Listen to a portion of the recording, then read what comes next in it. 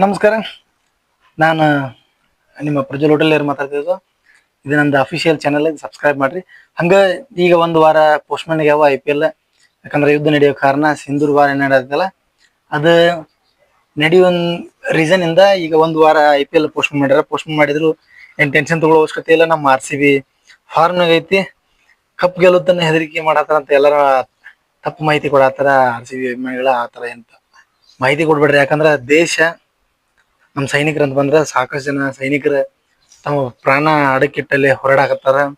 ಅವ್ರಿಗೊಂದು ರೆಸ್ಪೆಕ್ಟ್ ಇರಲಿ.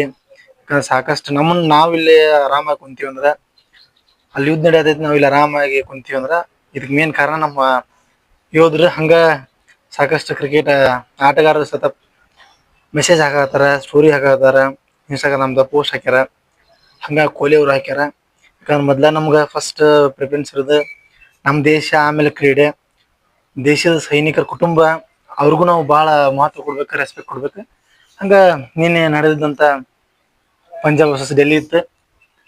ಅದ್ರಾಗ ಒಂದ್ ಸ್ವಲ್ಪ ಏನೋ ಯುದ್ಧ ನೌಕೆಗಳ ಮೇಲೆ ವಿಮಾನ ಎಲ್ಲ ಹೋಗಿದಕ್ಕೆ ಕಾರಣ ಅವ್ರು ಬಂದ್ ಮಾಡ್ಯಾರ. ಯಾಕಂದ್ರೆ ಎಲ್ಲಾ ಫಾರಿನ್ ಪ್ಲೇಯರ್ಸ್ ಅದಾರ, ಇಂಡಿಯನ್ ಪ್ಲೇಯರ್ಸ್ ಅದಾರ, ಎಲ್ಲರದೊಂದು ಸೇಫ್ಟಿ ಪರ್ಪಸ್.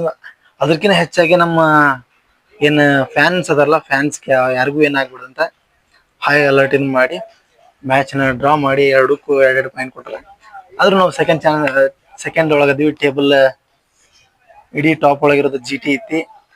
ಈಗ ನೆಕ್ಸ್ಟ್ ಬರುವಂತ ಮ್ಯಾಚ್ ಎಲ್ಲ ಈಸಿ ಅದಾವ, ಆಡ್ತಾರ, ಗೆಲ್ತಾರ.